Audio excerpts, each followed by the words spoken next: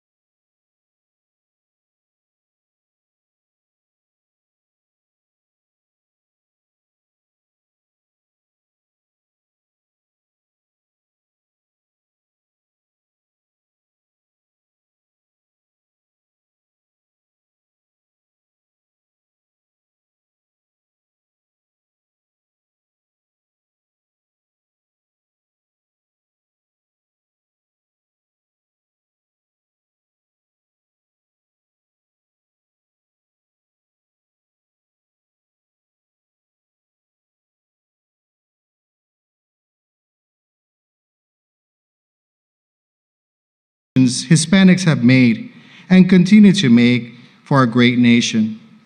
We also acknowledge those who are still struggling to find a decent life for their families. Today, we especially remember those who are suffering devastating losses through the hurricanes in Puerto Rico and the Caribbean, Florida, South Carolina, and the Southeast. In your great mercy, be with them in these difficult times. Give us generous hearts that we may continue to use our gifts to support them and to build up this land we all love. All this we pray in your holy name. Amen.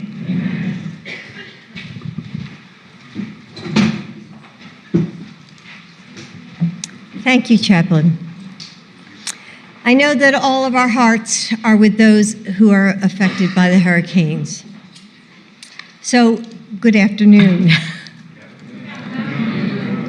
During Hispanic Heritage Month, we often lift up the stories of big moments and the people who made them. Those who shouted until they were heard, those who created movements whose stories end up in our history books. But behind the legendary moments and people, there are never names that make the headlines: parents and siblings, grandparents and neighbors, teachers and mentors, whose everyday decisions shape our lives and ripple forward, whose stories and legacies are left behind in the hearts of all they touched. Yes, our history is found in the big moments, but it's also found in the little ones as well. In the warmth of the hazy afternoon light, when you wrap yourself in the blanket that your grandma made, probably much like today, the one whose scent brings her memory to life. In the words you can hear in your parents' voice that tell you to be brave when it's the last thing you want to do. It's these small moments, tiny acts, that become part of who we are, that guide us forward and pull us home, that add up to a history bigger than any one of us. That history is here today. As politicians and poets, as artists and organizers, you shape our nation each and every day. And Joe and I are proud to stand beside you to celebrate your victories, big and small. This week, Ada Limon, the 2022 National Poet Laureate, the first Latina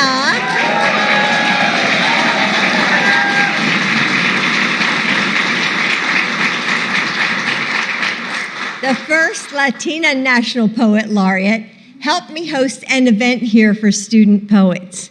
And weren't those students just amazing? Ada, where are you? Oh, hi. Hey.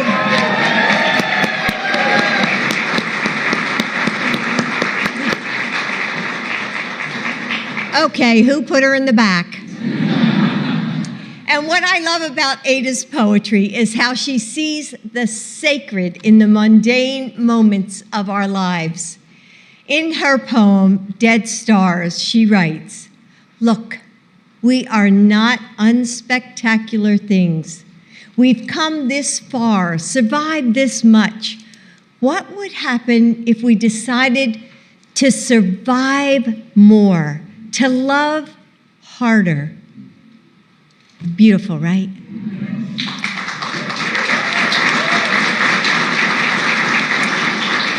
You, all of us, we are not unspectacular things. As we write our future, we do it together, in the little moments and in the big ones, and most of all, with love.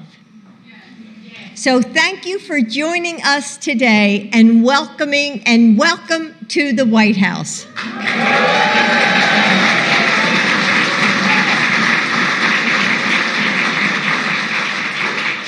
And now I'd like to introduce our very spectacular president, Joe Biden.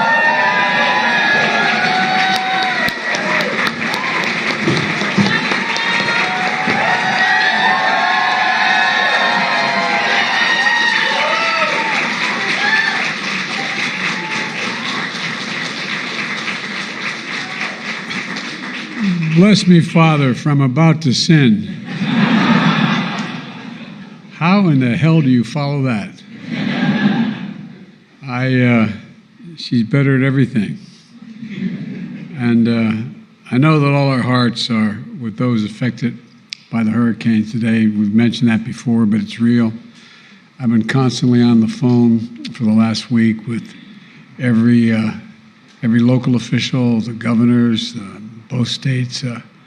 There's a lot, and I know a lot of you have friends, not only in Florida, but Puerto Rico, that we still have so much more work to do in Puerto Rico.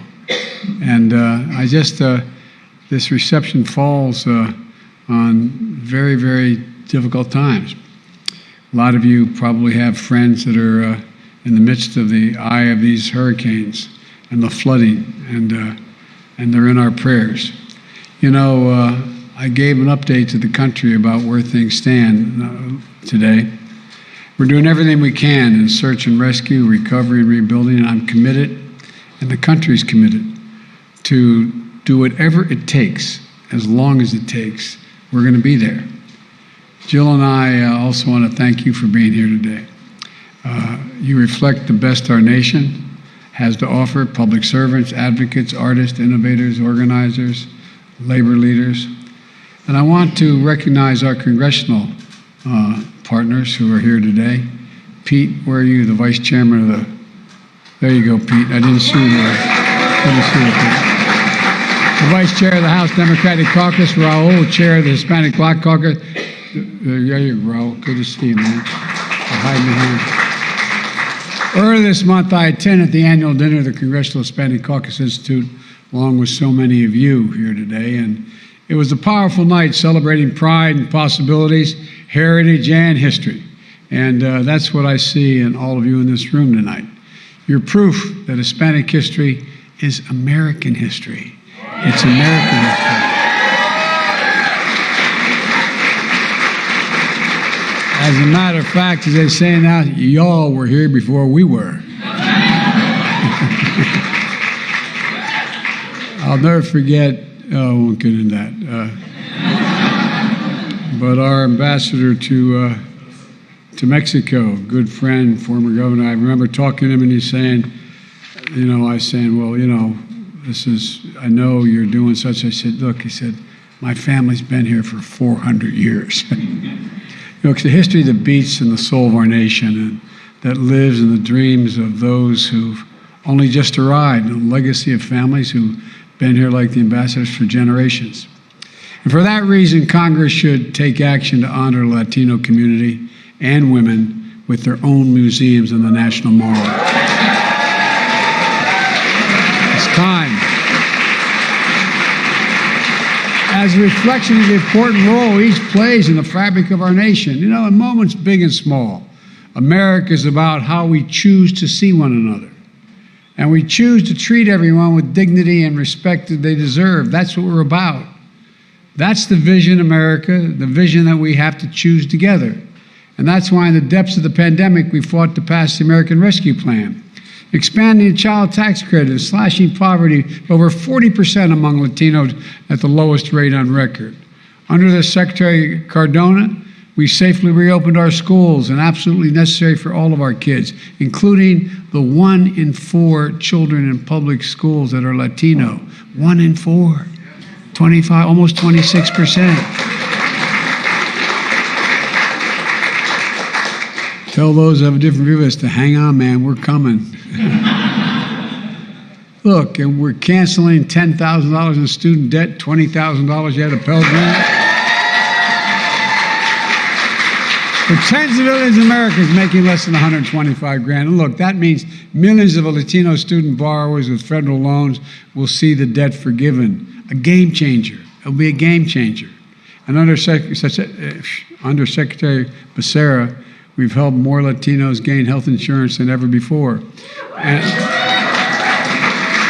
in the face of the Supreme Court's extreme decision on Dobbs, we've taken access to protect access to health care for women and their fundamental rights. This is going to impact Latinos all across America. And under the Small Business Administrator Guzman, Latinos are now starting new businesses at the fastest rate that's occurred in 10 years. And look, we've created nearly 10 million jobs since we came to office, the biggest one-year drop in Hispanic unemployment ever in America.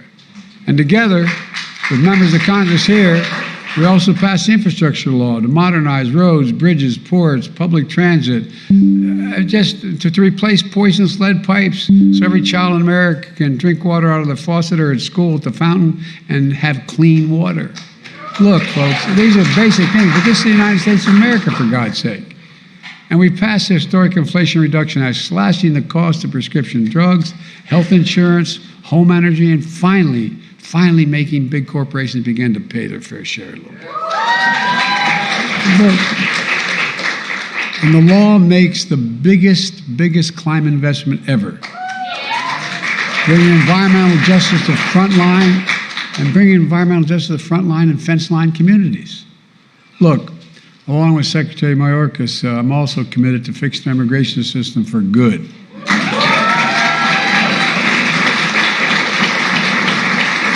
Providing a pathway for dreamers. Can you imagine maybe some of you are dreamers?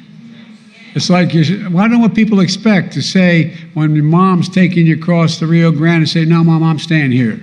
I'm not going. I'm going to make my choice. Come on. This is bizarre. The temporary status holders, farm workers, and essential workers as well. We have to do more to modernize our laws so business can get workers they need and families don't have to wait decades to be together.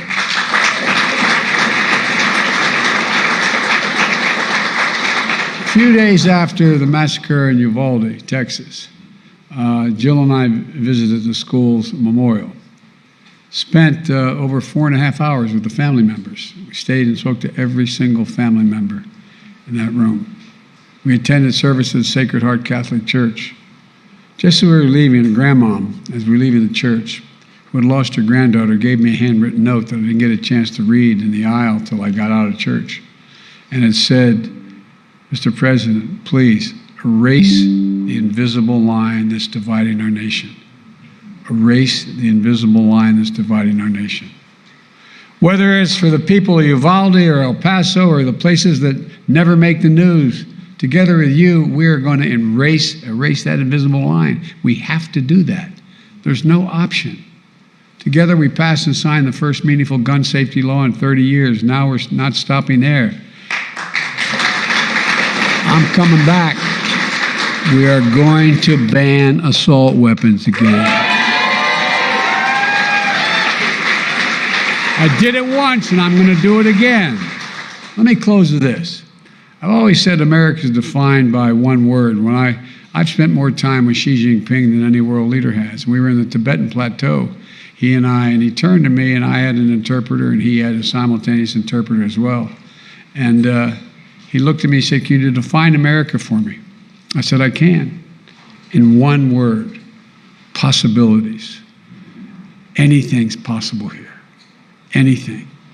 We're the only nation built on an idea. Every other nation is built based on geography, or ethnicity, or religion, or whatever, but we're the only one based on an idea.